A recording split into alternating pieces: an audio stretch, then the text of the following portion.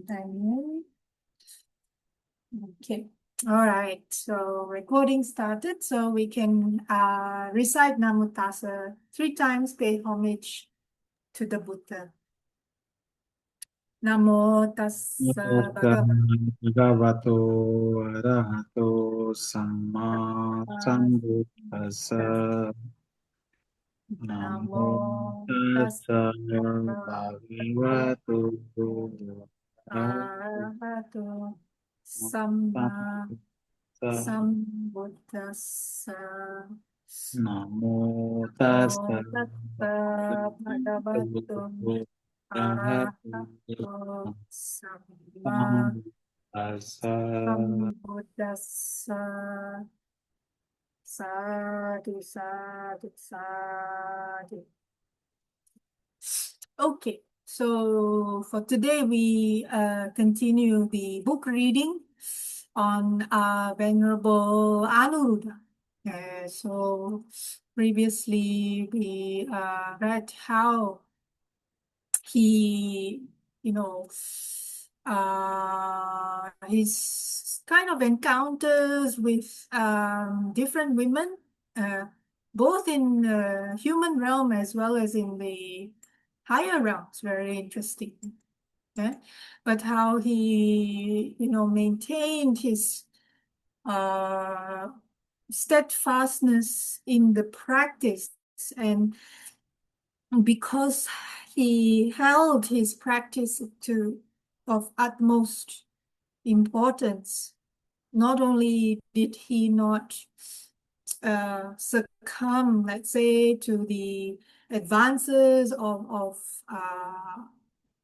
the women or sensual desires, but he managed to even convert them, made them realize how foolish they were, and not only that, they also decide to take refuge in the Triple Gem. So that is really commendable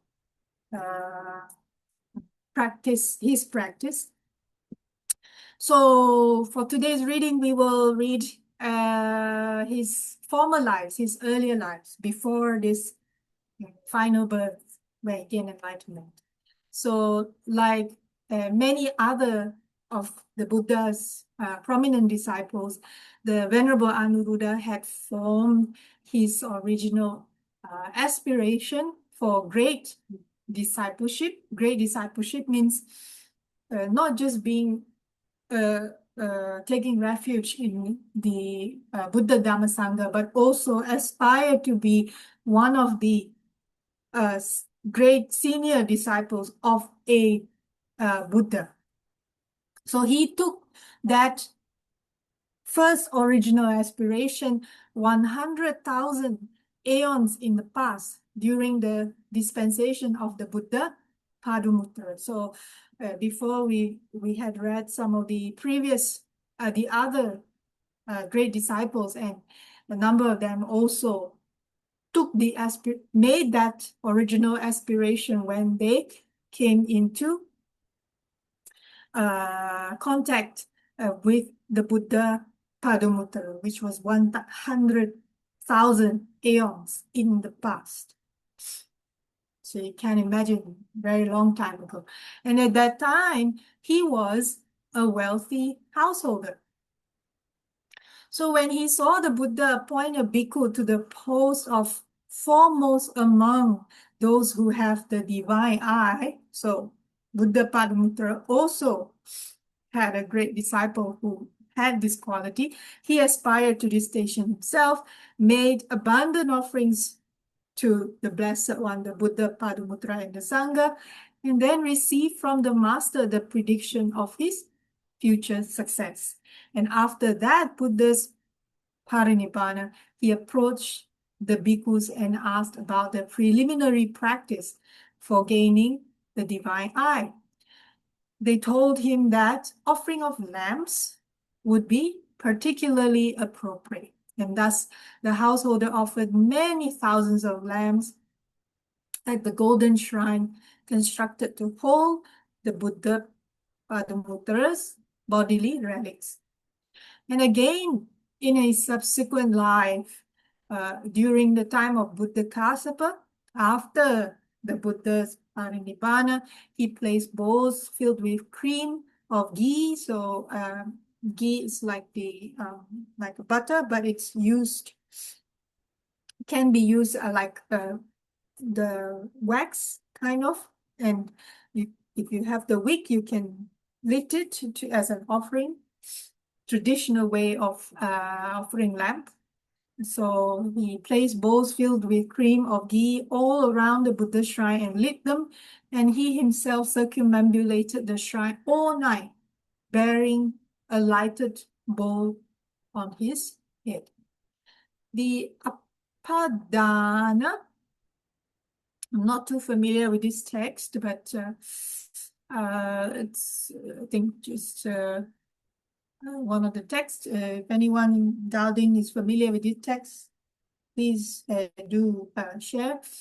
So the Apadana mentions a similar incident that took place during the time of a previous Buddha named Sumedha. So Anuruddha had seen this Buddha meditating alone at the foot of a tree, set up lights all around him and replenished them with fuel for 7 days.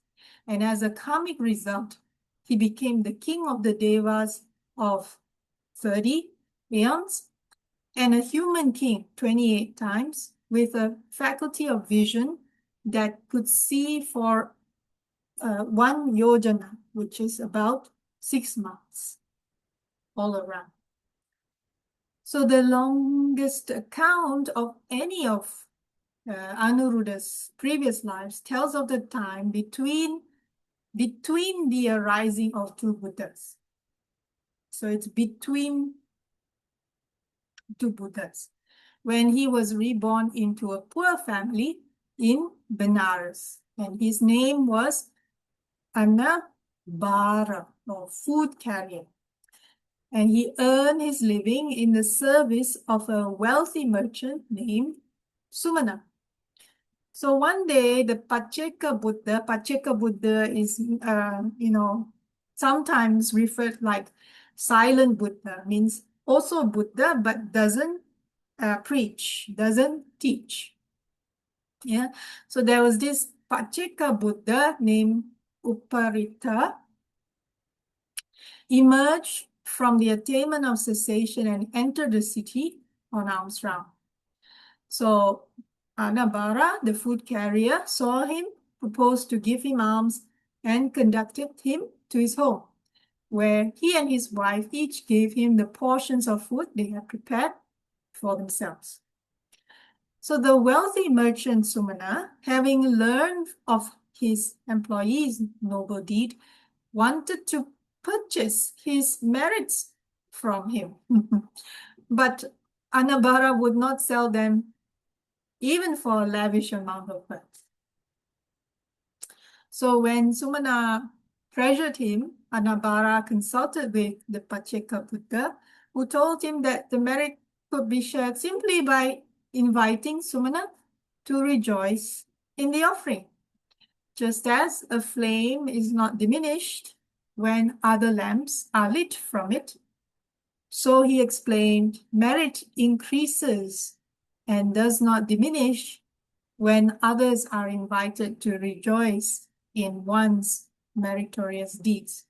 So this is a very nice way, and I think in one of the previous Dharma talks I heard also, this is a description used, that the sharing of merits is like you're using one candle or the flame from one candle or one lamp to light the other. So it doesn't decrease. It's not like we give it away and we have reduced our merits. It doesn't work like that, but it's more like spreading.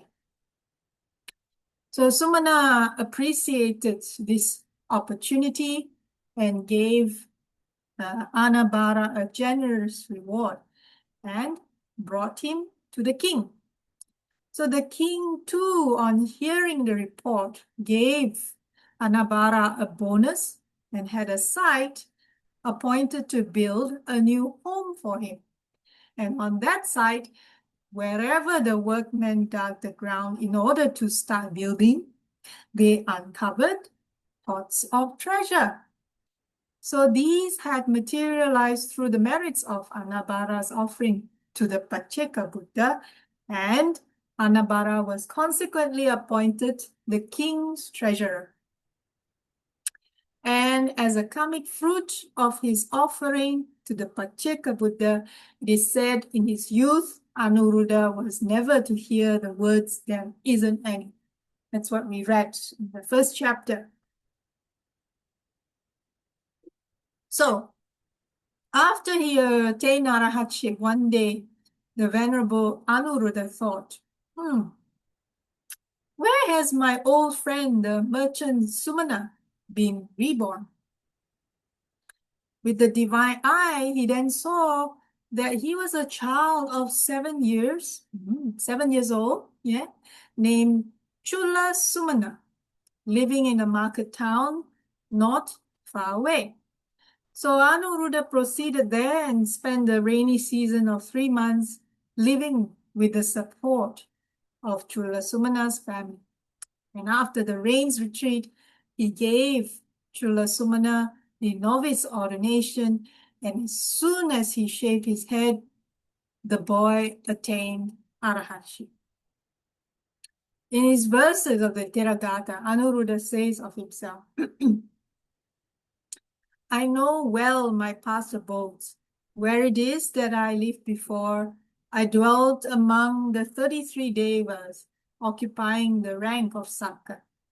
7 times I was a human king, and there I exercised rulership.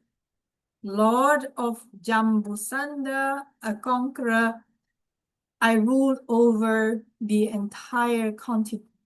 Without force, without weapons, I exercise command by Dhamma. From here, 7 and another 7, thus 14 turns in the round of birth. I recall my previous abodes. I then dwelt in the Deva world. So this was from the Thera. So in the Jataka tales, there are no fewer than 23 accounts telling us of Anuruddha's earlier lives. In most cases, he was Sakka, king of the gods. So that the numbers here list which Jataka tale, okay? Once he was Sakka's messenger, a deity called Panchasika, who was a celestial musician. And in the 7 earthly lives that are mentioned, he was most often an ascetic, and twice a brother of the Bodhisatta. That means the Buddha Gautama. And in 3 other human rebirths, he was a king, a court priest, and a court charioteer. Only once is his rebirth as an animal reported, namely as that amorous wood pigeon mentioned. And thus in all, the Jatakas record that he was 15 times a deity, 7 times a human, and once an animal. And the fact that he was so often a king, a celestial or human, indicates the power and strength in his nature. But he was quite a different god king than Zeus with his amorous liaisons, different also from Jehovah, who often inflicted harsh punishments on people. As Sakka, king of the 33 gods, he was rather one who always protected and helped others. And when the Bodhisatta was in need of help, he came to his succor. And he protected him from being executed when he was defamed. And on that occasion, the Bodhisatta's wife had raised her voice to high heaven over this injustice, and Sakka, the future Anuruddha, was so moved by her impassioned entreaty that he took action and saved the Bodhisatta. And on another occasion, the Bodhisatta, a king, had forbidden animal sacrifices in his kingdom.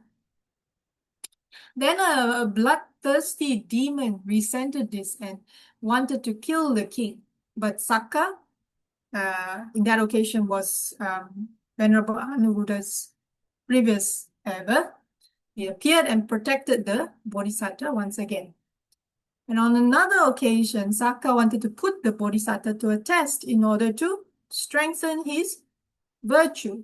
So in the last of the Jataka tales, the Vesantara Jataka, Sakka, in the guise of an old Brahmin, asked the Bodhisatta for his wife in order to test his joyful generosity. So this is quite a famous Jataka tale.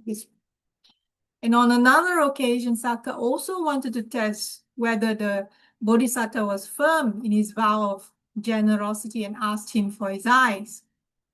And when the Bodhisatta was leading the life of an ascetic, Sakka wanted to test his patience and forbearance and blamed him for his physical ugliness. So then the Bodhisatta told him of his ugly deeds that had made him so ugly, and he praised the goodness and purity for which he was now striving. And then Sakka said that he would grant him a wish. And what the Bodhisatta asked for was freedom from malice, hate, greed, and lust. And further, he wished that he might never hurt anyone. All that, Sakka explained, was not in his own power to grant, but had to come from one's own moral effort. And Sakka also tested the Bodhisatta's frugality. So it's true, even if it were Sakka and asked, or a genie in a lamp and ask us, mention anything, I will grant your wish. And if we say, well, grant me the wish that I will never hate anyone, I will never have greed or lust, and the answer will for sure be like, I'm sorry, I can't do that because that's not something I can control. That's up to you to practice. So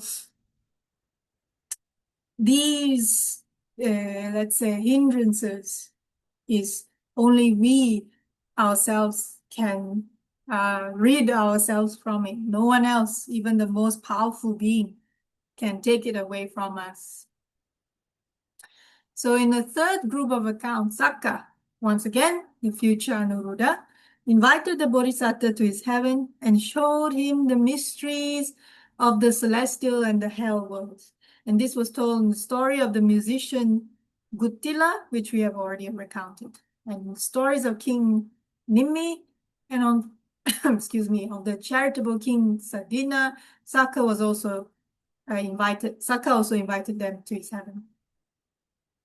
So from his lives as a human being, we may know two revealing episodes. So in one birth, when Anuruddha was a court Brahmin and counselor to the king. So the king asked him, how advantageous actions and justice could be united by one who was a ruler? So this is a very interesting question that the king asked, because those two quite often, sometimes, conflict.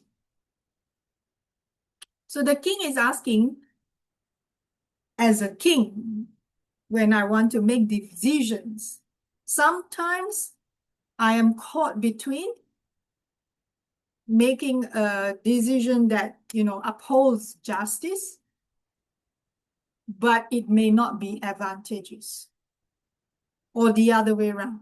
I want to make a decision or an action that will be advantageous to me, but may not be just. So the king is asking, how can I combine the two? So without intellectual pride, the Brahmin admitted that he could not answer that question. So instead, he went assiduously in search of one who knew, and he found him in the Bodhisatta. So that was one Jataka. Then another time was when he was a royal charioteer, and he once wanted to avoid a heavy downpour, which was threatening. So to speed up the horses, he hit them with a goad. So just like, make them run faster.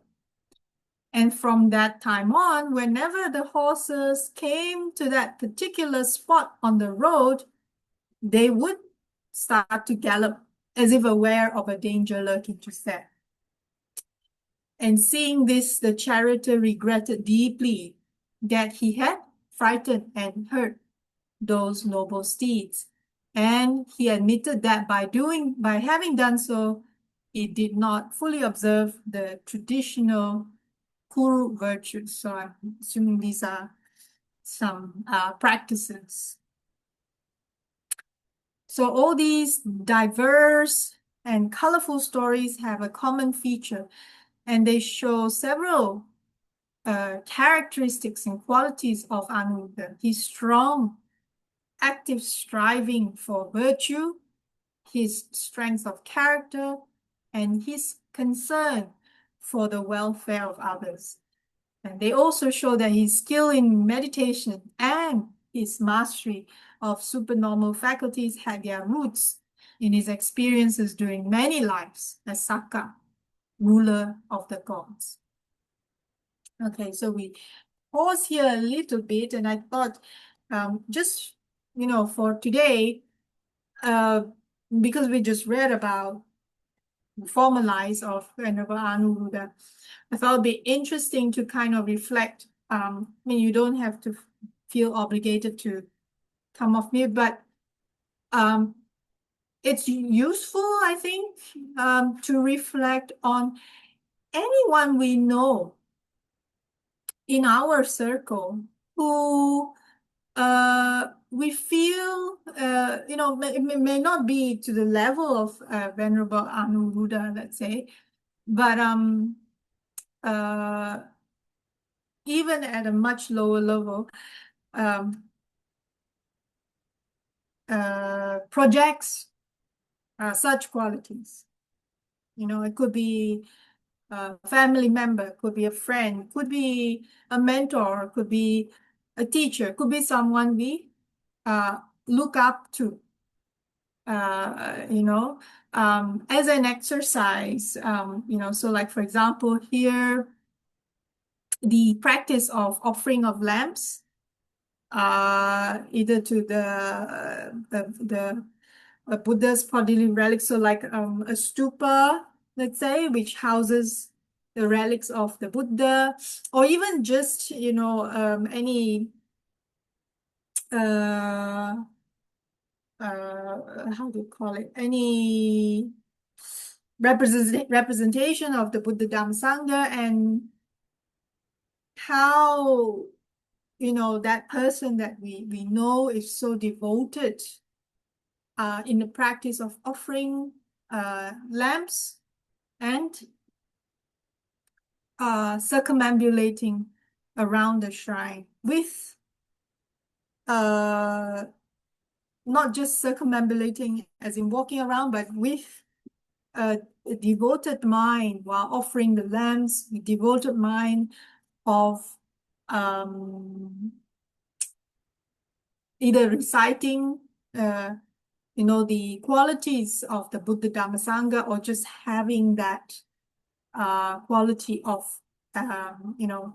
faith and reverence. So that is one example. The other example is the giving of alms to the Sangha.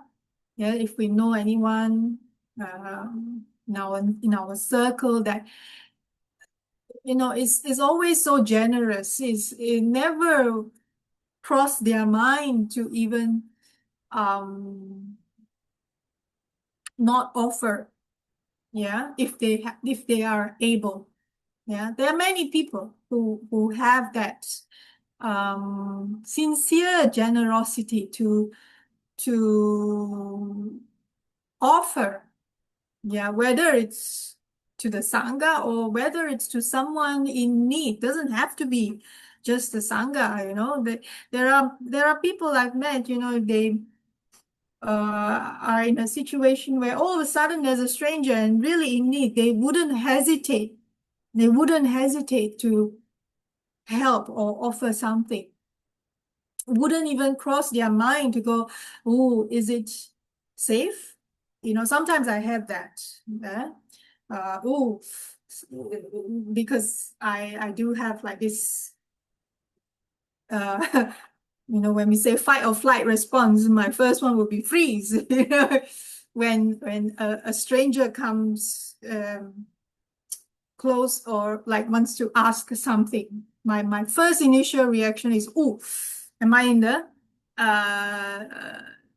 dangerous situation? But I have seen some people that doesn't even cross their mind, uh, you know. And then of course, generosity, and then uh, um, yeah, helping others when they are. So here, protecting others who are defamed. So that's another virtue, another quality, and this is a very difficult one to practice. Of course, Sakka, because he is Sakka, he is all powerful. I mean, not all powerful, but he's quite powerful, right?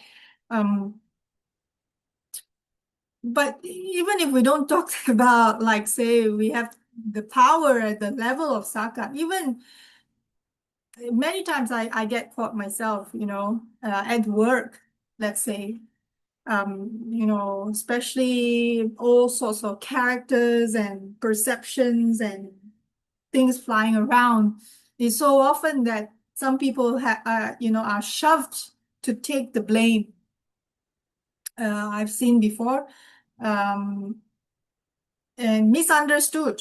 And just because they, uh, somehow lack the ability to stand for themselves, then they are not to the extent of defame, but uh, take the fall. Let's put it that way. Take the fall.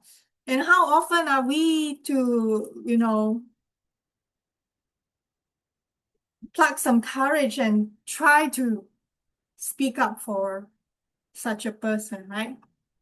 Quite often, everybody's like, we're all scared of our own well-being. We're afraid that, if we are seen defending someone who is unpopular, then we become unpopular ourselves. And there's a risk that we might lose our jobs, our livelihoods, our rice bowls. Everyone thinks like that. So, but there are people who are very strong character, in a good way. And they do. And thanks to these people, we're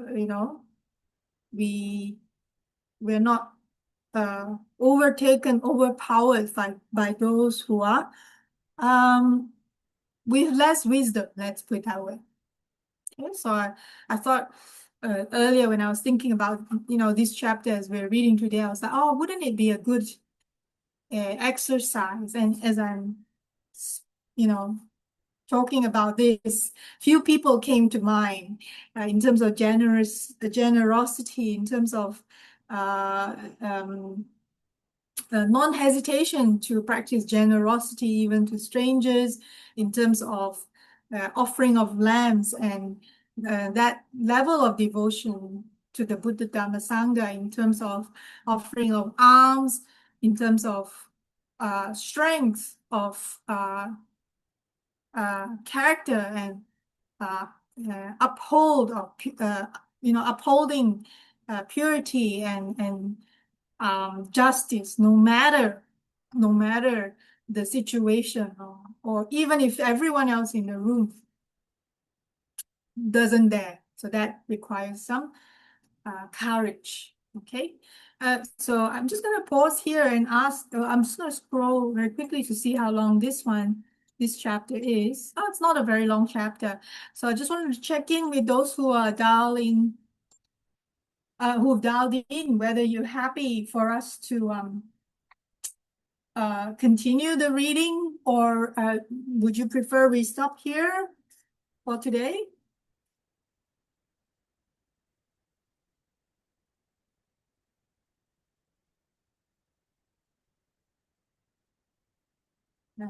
Anyone has any thoughts? Those who dialed in?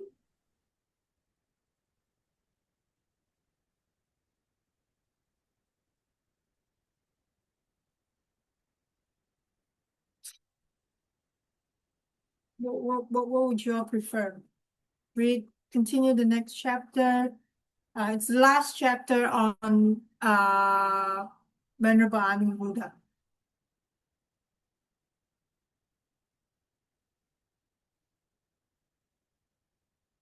Would you prefer we stop here or?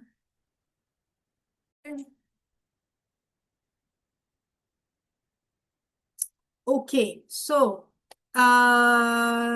we continue with the reading the Buddha's Parinibbāna and Afterward.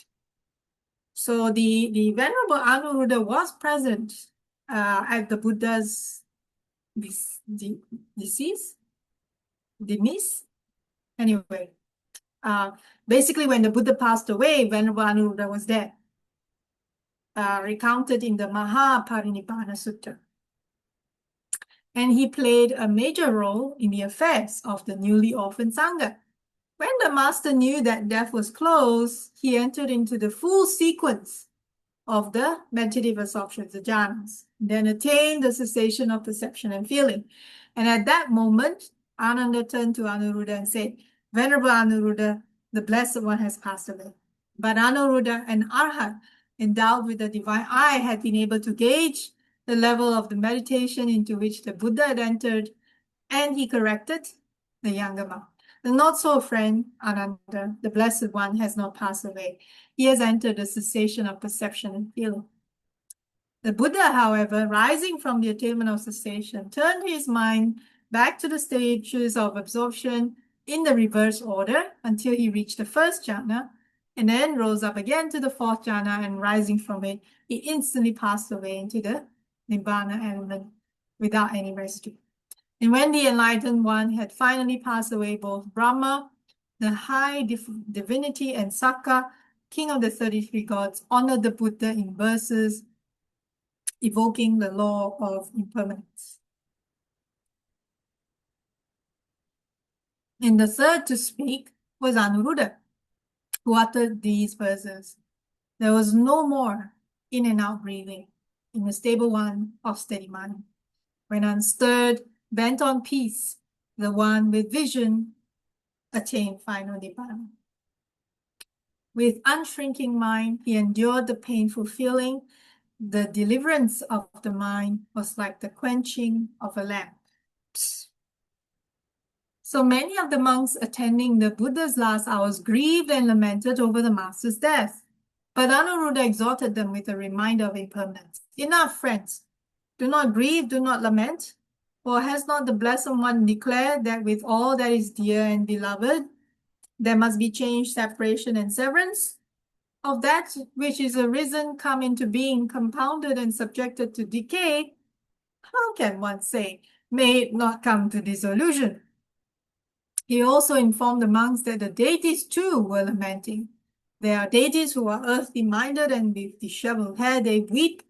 With uplifted arms they weep. Flinging themselves on the ground, they roll from side to side, lamenting, too soon has the Blessed One attained Parinibbāna. Too soon has the Sublime One attained Parinibbāna. Too soon has the eye of the world vanished from our sight. But he added, those deities who were free of passion, mindful, clearly comprehending, simply reflected, impermanent are all compounded things. How could this be otherwise? So Anuruddha and Ananda spent the rest of the night near the deceased master.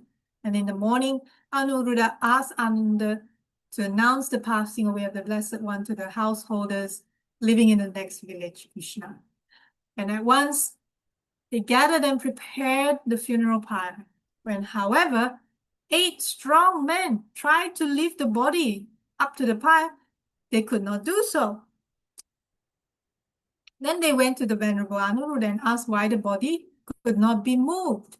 And Anuruddha told them that the deities wanted a different ceremony and explained their intentions, whereupon all happened just as the deities wished. With regard to the excuse me.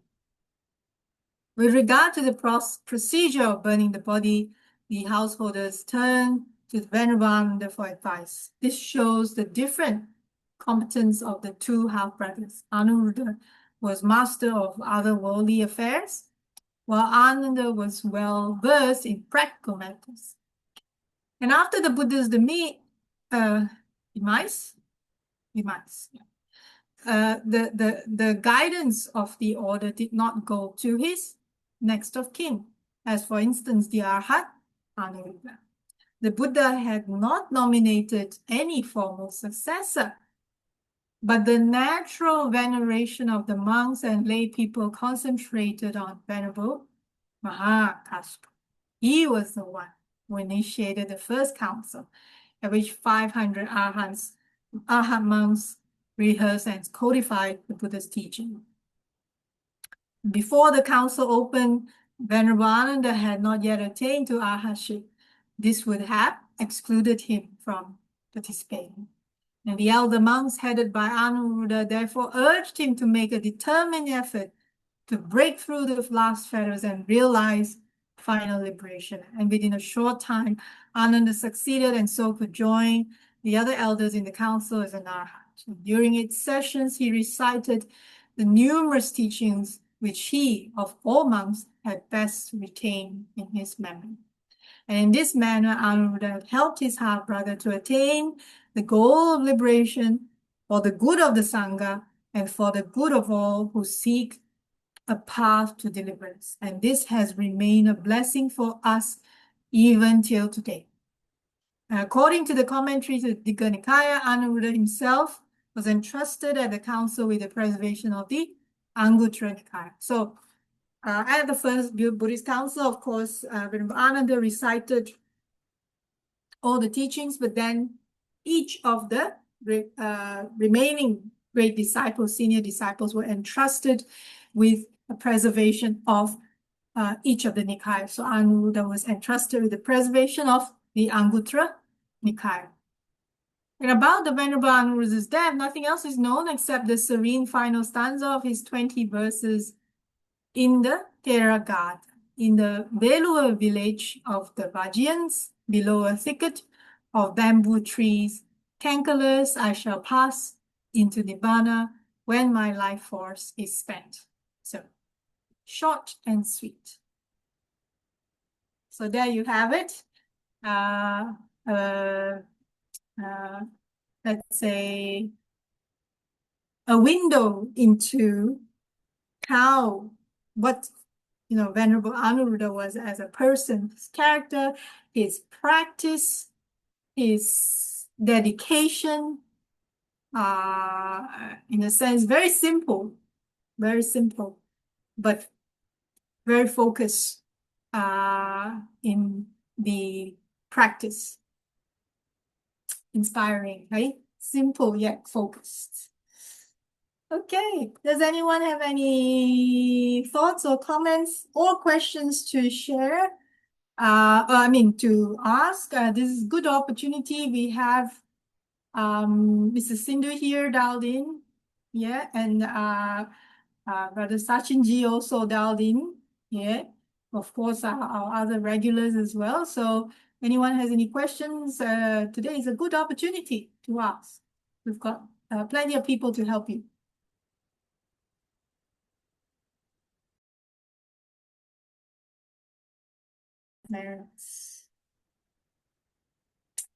Okay, so let us share the merits today from our reading, from our reflections, from our meditation. Let us do some sharing of merit together. So let me just share the documents.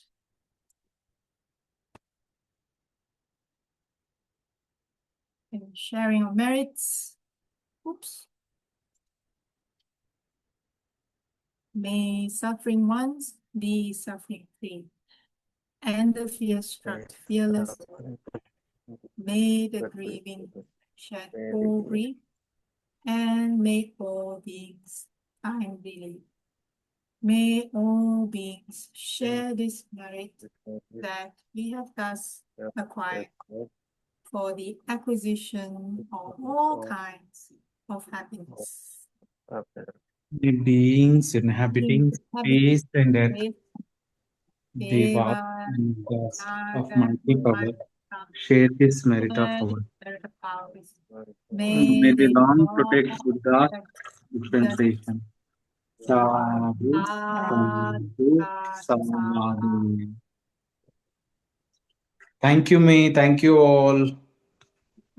Thank you so much for dialing in. So, hope everyone stays well and happy always. Thank you. Take Thank care. you. Have a good week ahead. Okay. Thank May, you. Thank you. are we meeting next Sunday, 28th, Yeah, 4th of I don't see. January? As far as I'm aware, yes, as Thank usual. you. It's just that we haven't quite figured out whether there's going to be a twin guide to speak, or we continue the book reading. We'll see. Okay. Is Okay. Gopinath better now? Yes, sure. Better now. So good to hear. Very good, very good. Okay. Yep. Take care, everyone. Bye-bye. Thank you so much. Bye. Bye.